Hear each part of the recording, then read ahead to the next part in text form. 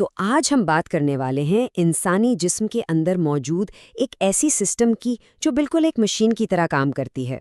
और वो भी एक नहीं बल्कि दो सिस्टम्स जो एक दूसरे से जुड़े हुए हैं, हमारा रेस्पिरेटरी सिस्टम और सर्कुलेटरी सिस्टम। सोचने की बात है कि ये एक ऐसी ज़बरदस्त डिलीवरी सर्विस है जो हम सब के अंदर हर पल नॉन स्टॉप काम कर रही है। कभी सोचा है कि बस चंद सीढ़ियां चढ़ने से ही सांस क्यों फूल जाता है? ये एक ऐसी चीज़ है जो हम सब ने कभी ना कभी महसूस की है। और ये छोटा सा एहसास असल में हमारे जिस्म के एक बहुत बड़े चैलेंज की तरफ इशारा करता है। चैलेंज ये है कि जब हमें अचानक ज़्यादा एनर्जी की ज़रूरत पड़ती है तो हमारा जिस्म उसे फ़ौरन पूरा कैसे करता है? तो इसका जवाब छुपा है हमारे जिस्म के बुनियादी बिल्डिंग ब्लॉक्स यानी सेल्स में। ये लाखों करोड़ों छोटे छोटे पावर प्लांट्स की तरह हैं जो हमारी खुराक को एनर्जी में तब्दील करते हैं। लेकिन इस प्रोसेस को, जिसे हम सेल्यूलर रेस्पिरेशन कहते हैं, काम करने के लिए एक बहुत ज़रूरी फ्यूल चाहिए और वो है ऑक्सीजन। और इस फ्यूल की सप्लाई वो रुकनी नहीं चाहिए, बिल्कुल मुसलसल होनी चाहिए। ठीक है, तो चलिए इस सफ़र को शुरू से देखते हैं। हम एक सांस लेते हैं और हवा का ये सफ़र जिस्म के अंदर कहाँ से शुरू होता है? देखें, जब हम सांस अंदर खींचते हैं तो हवा एक पूरा रास्ता तय करती है। यह हमारे नथनों से अंदर जाती है, नाक के खला से गुजरती है और फिर नीचे उतरती है सांस की नाली यानी ट्रेकिया में। वहाँ से ये दो शाखों में बंट जाती है जिन्हें ब्रोंकाई कहते हैं और सीधा आगे बढ़ती है हमारे फेफड़ों की तरफ, जो कि इस सिस्टम का, समझ लें, लोडिंग डॉक हैं। अब फेफड़ों के अंदर क्या है? वहाँ लाखों करोड़ों बिल्कुल छोटी छोटी हवा की थैलियाँ हैं। उन्हें एल्वियोलाई कहते हैं और असल मैजिक ना वो यहीं होता है। ये वो पॉइंट है जहाँ ऑक्सीजन आती है और फट से खून में जंप कर जाती है और उसी वक्त खून में मौजूद वेस्ट मटेरियल यानी कार्बन डाइऑक्साइड बाहर निकाल दी जाती है, बिल्कुल वैसे ही जैसे एक डिलीवरी ट्रक पर सामान लोड और अनलोड हो रहा हो। अच्छा, यहाँ एक छोटा सा लेकिन बहुत इम्पोर्टेंट फ़र्क समझना ज़रूरी है। ब्रीदिंग यानी सांस लेना, ये तो बस हवा को अंदर बाहर करने का एक फिजिकल यानी मैकेनिकल प्रोसेस है। लेकिन रेस्पिरेशन यानी तनफ्फुस, वो असल केमिकल प्रोसेस है जो हमारे सेल्स के अंदर होता है, जहाँ ऑक्सीजन इस्तेमाल होकर एनर्जी बनती है। तो अब ऑक्सीजन खून में तो आ गई, मगर अब इसे जिस्म के हर कोने तक, हर एक सेल तक पहुंचना है और यहीं से हमारे जिस्म का ट्रांसपोर्टेशन नेटवर्क यानी हमारा खून अपना काम शुरू करता है। वो इस कीमती कार्गो को उठाता है और जिस्म के इस पूरे शहर में डिलीवरी के लिए निकल पड़ता है। देखें, खून सिर्फ एक लाल रंग का लिक्विड नहीं है, ये असल में एक बहुत कॉम्प्लेक्स मिक्सचर है जिसमें कई चीज़ें शामिल हैं। इसका ज़्यादातर हिस्सा तो प्लाज्मा है, एक लिक्विड, लेकिन असल जो प्लेयर्स हैं ना, जो सारा काम करते हैं, वो इसी लिक्विड में तैर रहे होते हैं।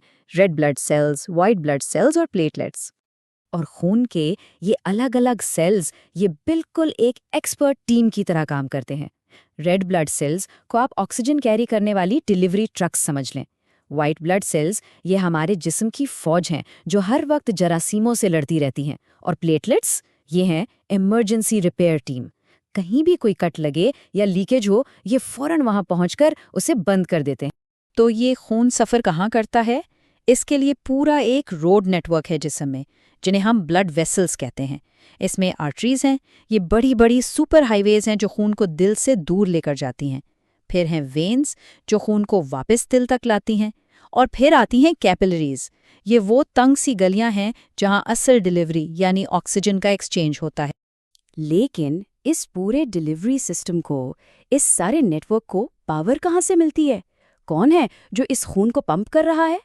जी हाँ, इसका जवाब है एक सेंट्रल हब, एक ऐसा जबरदस्त इंजन जो कभी नहीं थकता, हमारा दिल। इंसानी दिल एक कमाल का टू वे पंप है। इसके 4 चेम्बर्स यानी खाने हैं। इसका जो राइट साइड है ना, वो जिस्म से इस्तेमाल शुदा खून यानी जिसमें ऑक्सीजन कम है उसे रिसीव करता है, और जो लेफ्ट साइड है वो फेफड़ों से आने वाला बिल्कुल फ्रेश ऑक्सीजन रिच खून लेता है और उसे जोर से पंप करके पूरे जिस्म में भेज देता है। और ये सिस्टम इतना ज़बरदस्त है, मतलब ऑक्सीजन के बगैर वाला खून साफ होने के लिए फेफड़ों में जा रहा है और ऑक्सीजन वाला ताज़ा खून पूरे जिस्म को सप्लाई करने के लिए निकल रहा है।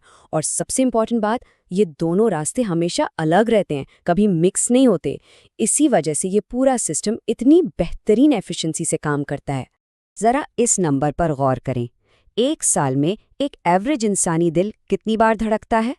तकरीबन 42 मिलियन बार, यानी 4 करोड़ 20 लाख बार। ये उसकी नाकाबिले यकीन ताकत और इंड्योरेंस का सबूत है, जो बिना रुके बिना थके काम करता रहता है। तो अब हमने सारी अलग अलग पार्ट्स को समझ लिया है। चलिए अब इस पूरी पिक्चर को एक साथ जोड़कर देखते हैं कि ये सिस्टम रियल लाइफ में, खास तौर पर जब जिस्म पर कोई प्रेशर पड़ता है, तब कैसे काम करता है। तो वापस आते हैं अपने सबसे पहले सवाल पर। जब कोई दौड़ता है या एक्सरसाइज करना शुरू करता है तो क्या होता है? हमने देखा कि जिस्म को अचानक बहुत ज़्यादा एनर्जी चाहिए होती है, तो फिर ये पूरा का पूरा सिस्टम इस डिमांड को कैसे पूरा करता है? इसका जवाब अब बिल्कुल सिंपल है। जब हम एक्सरसाइज करते हैं तो हमारे मसल्स के सेल्स को तेज़ी से एनर्जी बनानी पड़ती है। एनर्जी के लिए क्या चाहिए? ज़्यादा ऑक्सीजन। ज़्यादा ऑक्सीजन कैसे आएगी? सांस की रफ्तार बढ़ जाती है और इस ऑक्सीजन को मसल्स तक तेज़ी से पहुंचाने के लिए क्या करना पड़ता है? दिल की धड़कन तेज़ हो जाती है। देखा, सब कुछ एक दूसरे से जुड़ा हुआ है। तो आखिर में इस पूरी कॉम्प्लेक्स मशीन का मकसद बहुत सिंपल सा है। इसका काम बस ये यकीनी बनाना है कि जिस्म के खरबों सेल्स में से हर एक सेल को वो सब कुछ मिले जिसकी उसे जिंदा रहने और अपना काम करने के लिए ज़रूरत है। That's it। और ये तो जिस्म का सिर्फ एक डिलीवरी सिस्टम था। ये सोचना ही हैरानकुन है कि इस वक्त हमारे अंदर और कितने ऐसे ही ज़बरदस्त सिस्टम्स एक साथ मिलकर काम कर रहे हैं ताकि सब कुछ ठीक से चलता रहे। अगली बार जब कोई गहरा सांस लें तो एक लम्हे के लिए इस शानदार मशीन के बारे में सोचना बनता है जो हम सब के अंदर नॉन स्टॉप काम कर रही है।